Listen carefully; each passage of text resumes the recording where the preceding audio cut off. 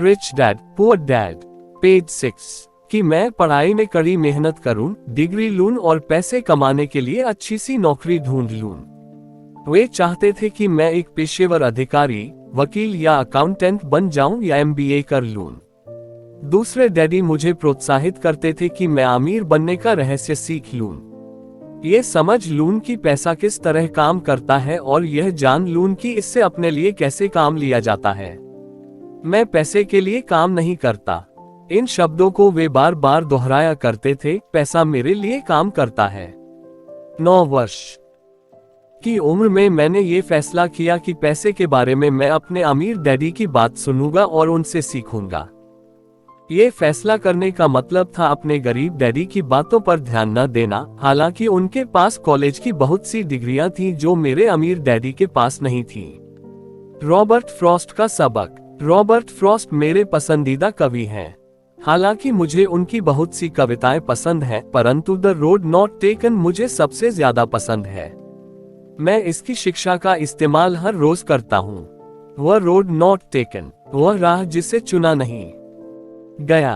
पीले जंगल में 2 राहें बढ़ती थीं और अफसोस कि मुझे एक को चुनना था और मैं अकेला पथिक खड़ा रहा, देर तक ये देखते हुए कि यह राह कहां तक जाती है, झुरमुटों में मुड़ने के पहले।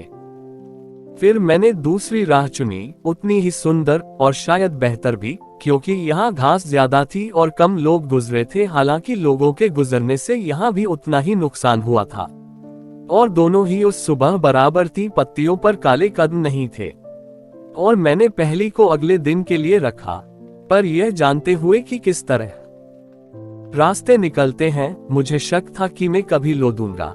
मैं आह भरकर यह कहूंगा, आज से सदियों बाद शायद। एक जंगल में 2 राहें बढ़ती थीं और मैंने कम चली हुई राह को चुना और इसी बात से सारा फर्क पड़ा।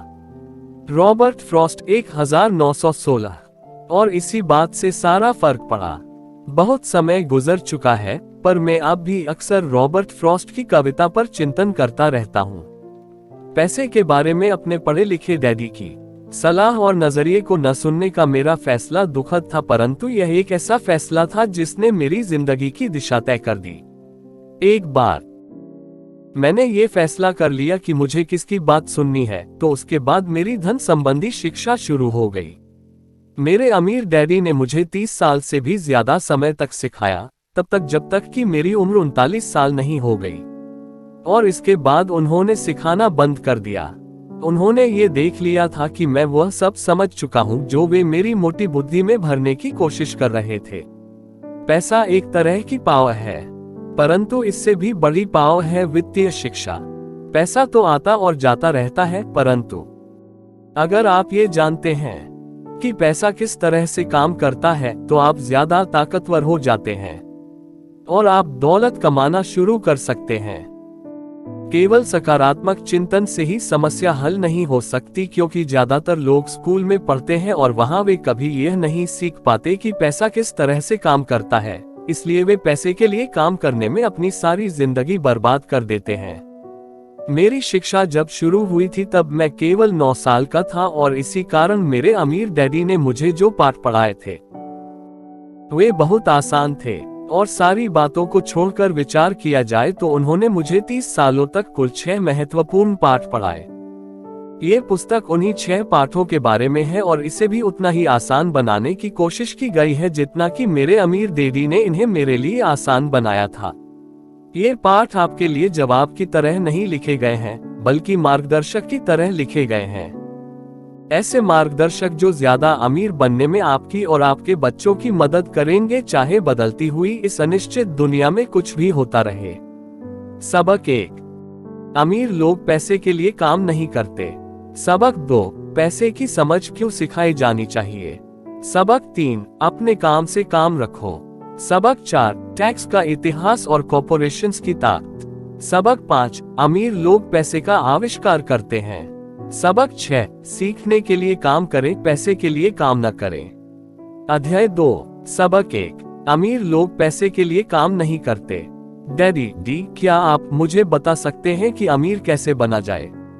ये सुनते ही मेरे डैडी ने अपना शाम का अखबार नीचे रख दिया। बेटे, तुम अमीर क्यों बनना चाहते हो, क्योंकि आज जिमी की मम्मी अपनी नई कैडिलक कार में आई और वे लोग पिकनिक पर अपने समुद्र तट वाले घर पर जा रहे थे। जिमी अपने साथ अपने 3 दोस्तों को ले गया, परंतु माइक और मुझे नहीं ले गया। उसने हमसे ये कहा कि वह हमें इसलिए नहीं ले जाएगा क्योंकि हम लोग गरीब बच्चे थे। उसने ऐसा कहा। डैडी ने अविश्वास से पूछा। हाँ, बिल्कुल ऐसा, मैंने दर्द भरी आवाज में कहा। डैडी ने अपना सिर हिलाया, नाक तक चश्मे को चढ़ाया और फिर अखबार पढ़ने लगे। मैं उनके जवाब का इंतजार करता रहा। यह 1956 की बात है। तब मैं 9 साल का था। किस्मत की बात थी कि मैं उसी पब्लिक स्कूल में जाता था जिसमें अमीर लोगों के बच्चे पढ़ते थे। हम शुगर प्लांटेशन के कस्बे में रहते थे। प्लांटेशन के मैनेजर और कस्बे के बाकी अमीर लोग जैसे डॉक्टर, बिजनेसमैन और बैंकर अपने बच्चों को पहली क्लास से 6ठी क्लास तक इसी स्कूल में भेजते थे। 6ठी क्लास के बाद बच्चों को प्राइवेट स्कूलों में भेजा जाता था। अगर मेरा परिवार सड़क के दूसरे छोर पर रह रहा होता तो मुझे अलग तरह के स्कूल में भेजा जाता जहां मेरे जैसे परिवारों के बच्चे पढ़ते थे। 6ठी क्लास के बाद इन बच्चों की तरह मैंने भी पब्लिक इंटरमीडिएट और हाई स्कूल किया होता, क्योंकि उनकी ही तरह मेरे लिए भी प्राइवेट स्कूल में जाना संभव नहीं था। मेरे डैडी ने आखिर अखबार को रख दिया।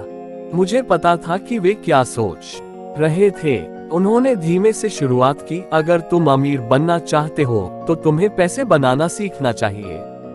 उद्धरण चिन्ह। मैंने पूछा, मैं पैसे बनाना किस तरह सीख सकता हूँ? अपने दिमाग के इस्तेमाल से, उन्होंने मुस्कुराते हुए कहा, जिसका असली मतलब ये था, बस मैं तुम्हें इतना ही बता सकता हूँ, या मैं इसका जवाब नहीं जानता, इसलिए मुझे तंग मत करो। एक साझेदारी हुई। अगली सुबह मैंने अपन सबसे अच्छे दोस्त माइक को अपने डैडी की बातें बताई। जहां तक मुझे याद है, उस स्कूल में मैं और माइक ही 2 गरीब बच्चे थे।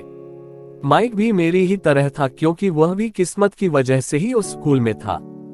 ऐसा लगता था जैसे किसी ने कस्बे में स्कूलों की सरहदें तय कर दी थी और इसी कारण हम लोग अमीर बच्चों के स्कूल में पढ़ रहे थे। सच कहा जाए तो हम लोग गरीब नहीं थे, परंतु हमें ऐसा लगता था क्योंकि बाकी सभी बच्चों के पास नए बेसबॉल ग्लव्स, नई साइकिलें और हर चीज नई होती थी। मम्मी और डैडी ने हमें जरूरत की सभी चीजें दी थीं, जैसे खाना, घर, कपड़े, लेकिन इससे ज्यादा कुछ नहीं। मेरे डैडी कहा करते थे, अगर तुम्हें कोई चीज चाहिए तो उसके लिए काम करो। हमें बहुत सी चीजें चाहिए थीं, लेकिन 9 साल के बच्चों के करने के लिए ज्यादा काम मौजूद नहीं थे। पूछा, तो पैसा कमाने के लिए हमें क्या करना चाहिए? मैं नहीं जानता, मैंने कहा। लेकिन क्या तुम इस काम में मेरे पार्टनर बनना चाहते हो? माइक ने। वह राजी हो गया। और उस शनिवार की सुबह माइक मेरा पहला बिजनेस पार्टनर बन गया। हम दोनों पूरी सुबह यही सोचते रहे कि पैसा किस तरह कमाया जाए। कभी कभार हम उन बेफिक्र बच्चों के बारे में बातें करते रहे जो जिमी के समुद्र तट वाले घर पर मजे कर रहे होंगे। इससे थोड़ी चोट पहुंचती थी, परंतु ये चोट अच्छी थी क्योंकि इसने हमें ये सोचने के लिए प्रेरित किया कि पैसा कैसे कमाया जाए। आखिरकार उस दोपहर को हमारे दिमाग में बिजली कौंध गई।